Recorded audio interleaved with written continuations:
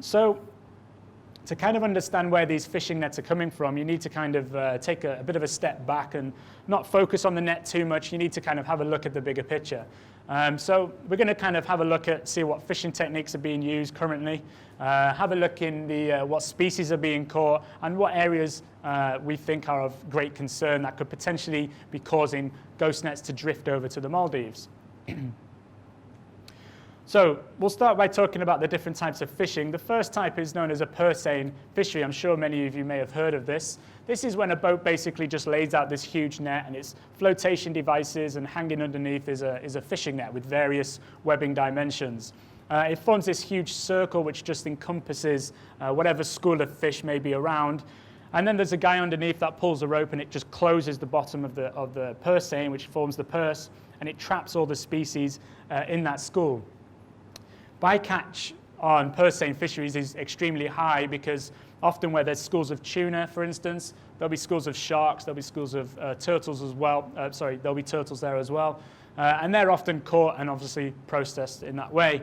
Now there's two types of purse seine fishery. There's purse seine fisheries, or fishermen that target free schools. So they just go out and they look for where tuna species have been there before. Or they actually deploy what's known as an FAD, and this is what we were talking about previously. This is a fish aggregating device. It's a device that they put on the surface, and underneath the device has this fishing net which dangles down, and this is known as the aggregator, and it just attracts all the fish. Actually, it's worth mentioning that this is not scientifically proven to attract fish. Just the fact that you have something on the surface is enough for fish to come in.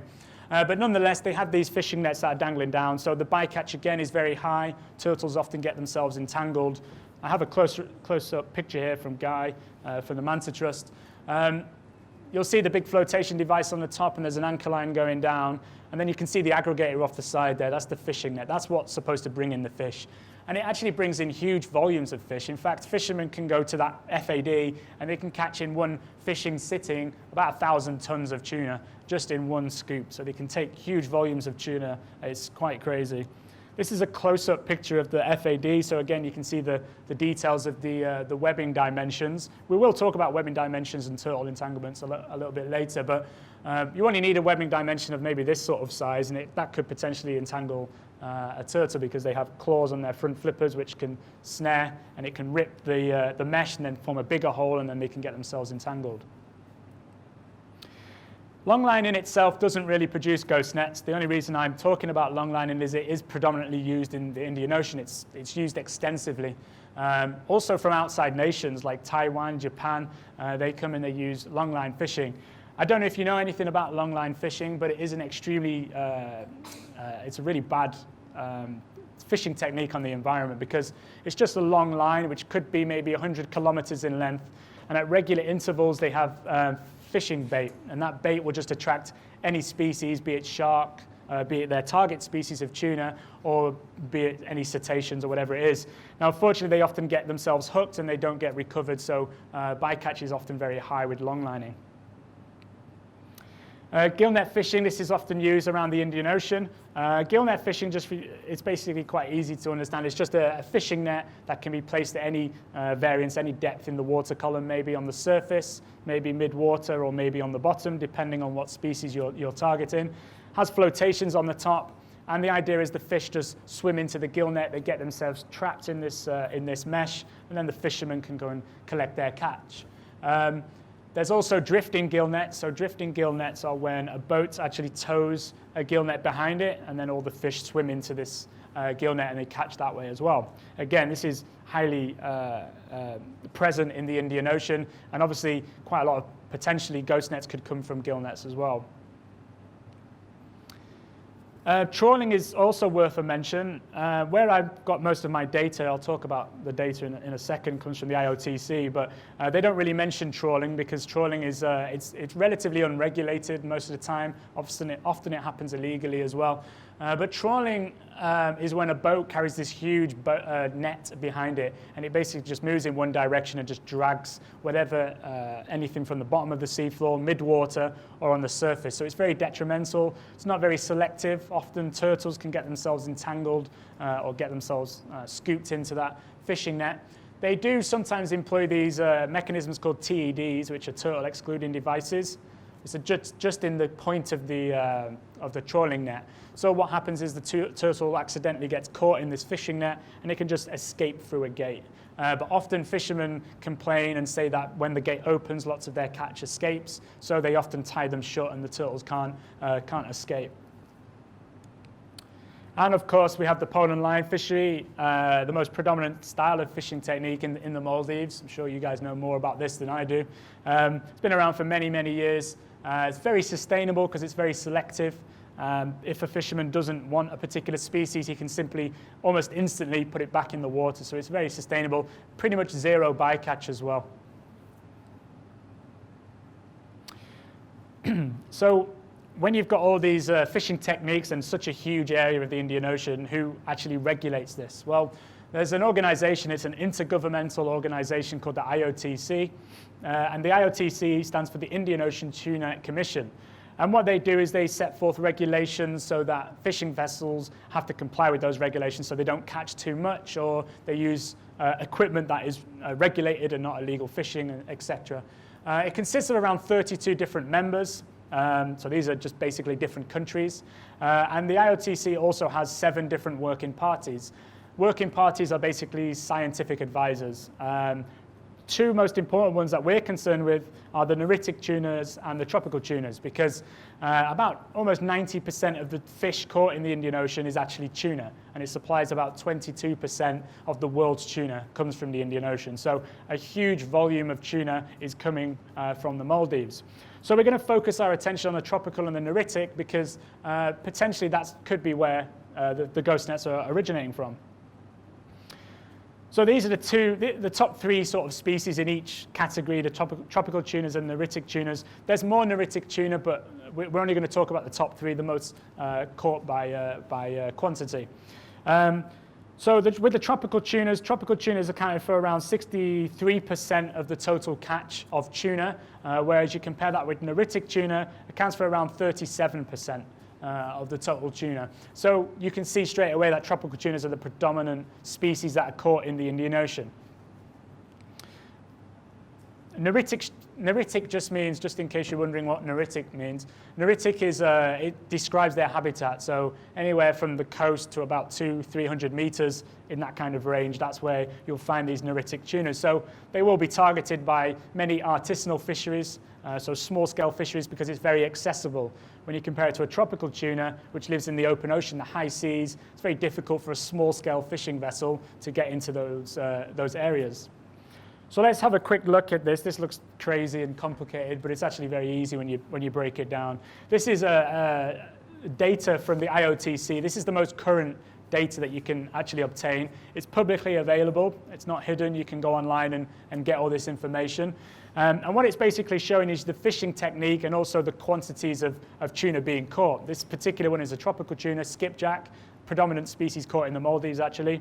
So we'll start in the Maldives, and the Maldives is located just in the middle here. There's these red kind of circles. The red indicates pole and line fishery.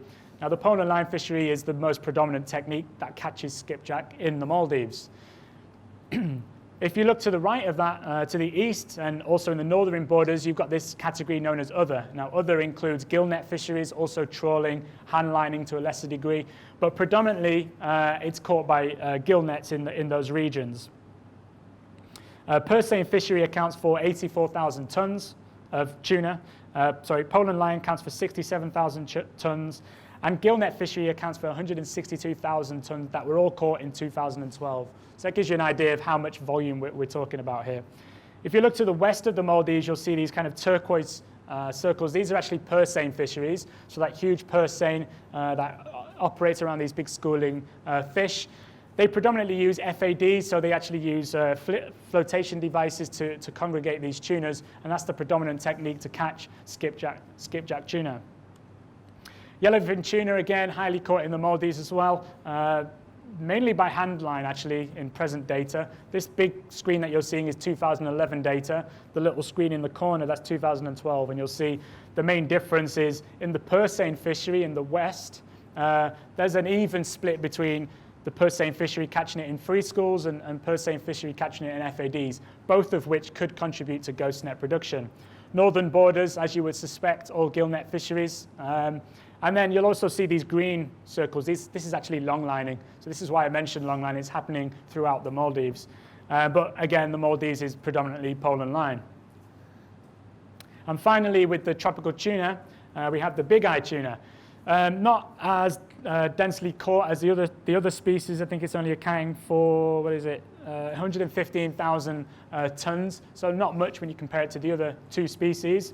Again, predominantly caught by longlining. It used to be caught by purse seine fisheries in the west, so around FADs. But that's actually changing now, and the 2012 data is actually showing that longlining is the predominant style of fishing to catch this particular species. So the big eye fishery is not really going to contribute too much to ghost net production. So this is describing neritic tunas. As you can see, it's all around the coast. This is giving an idea of density. This is in 1,000 tons, metric tons, between the years of 2009 and 2011.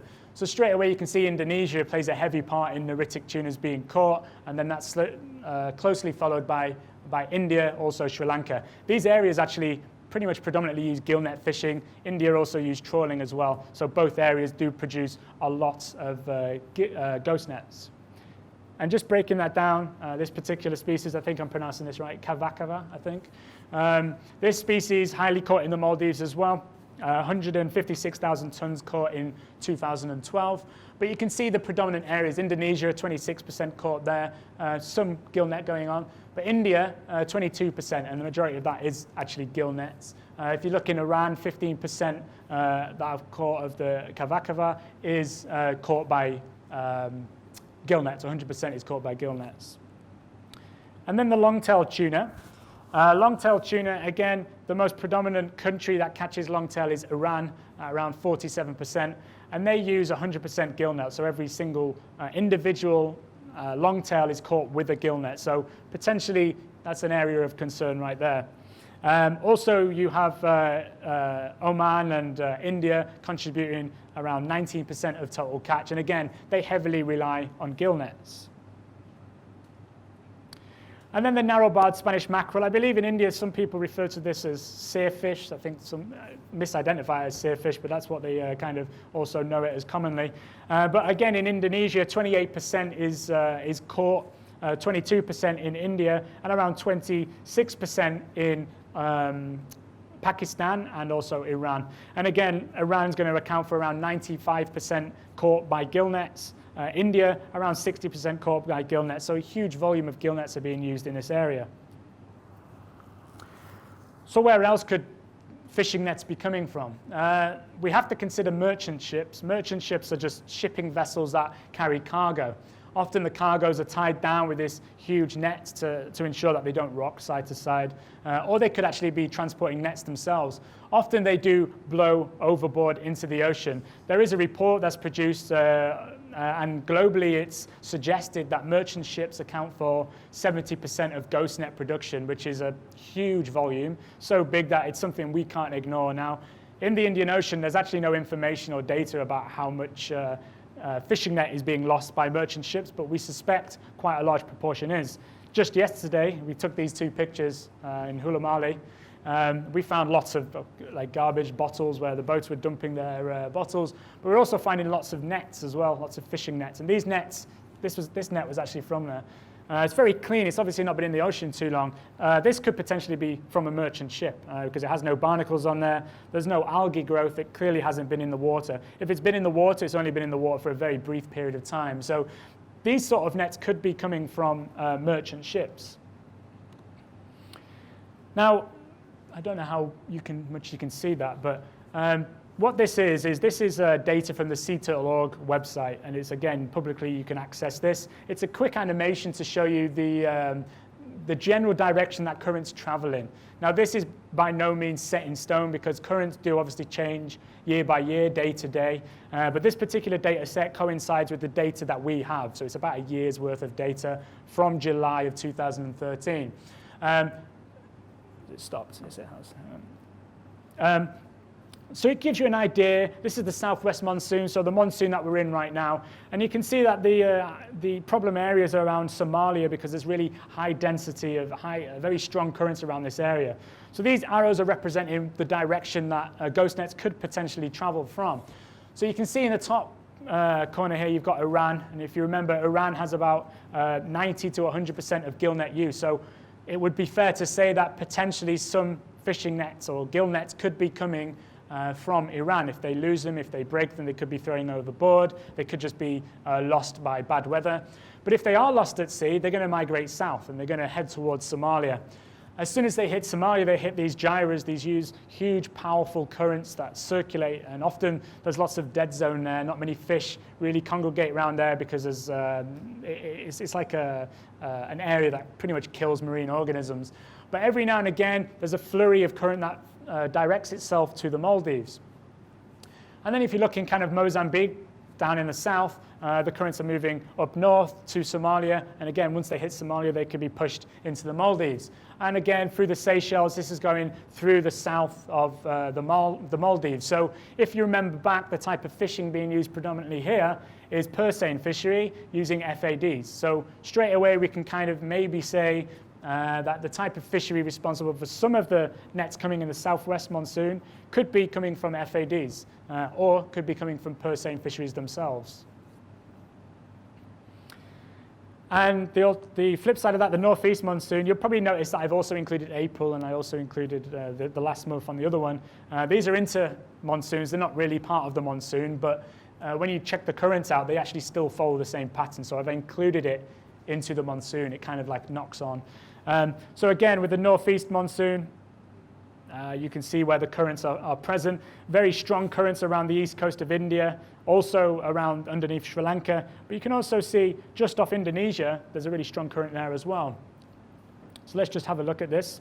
So you can see the Maldives there in green, and this is kind of the direction that the currents are flowing in. If you remember, with the neritic tunas, predominantly they're caught by gill nets in India, in Sri Lanka, in Indonesia. So a lot of the production of ghost nets in the northeast monsoon could be actually from these countries, and it could be gill nets. Now, it is also worth mentioning that there's lots of outside fisheries. So Japan, China, Taiwan, these countries, also France and Spain have a really big stake in the west for the purseine fishery. They're the predominant guys that fish in that area. But we also get the other outer Asian countries that come in and they fish legally because it's under the IOTC, but they do fish in these areas using gill netting techniques, also purseine techniques. So potentially they could be contributing as well. So it's very complicated. It's very difficult. The more you kind of delve into it, the more complicated it actually becomes. There's nets coming from all over the place. You've got countries contributing from overseas, some in the regional areas. Lots of lost nets go unrecorded, so we don't actually, it's very difficult to track.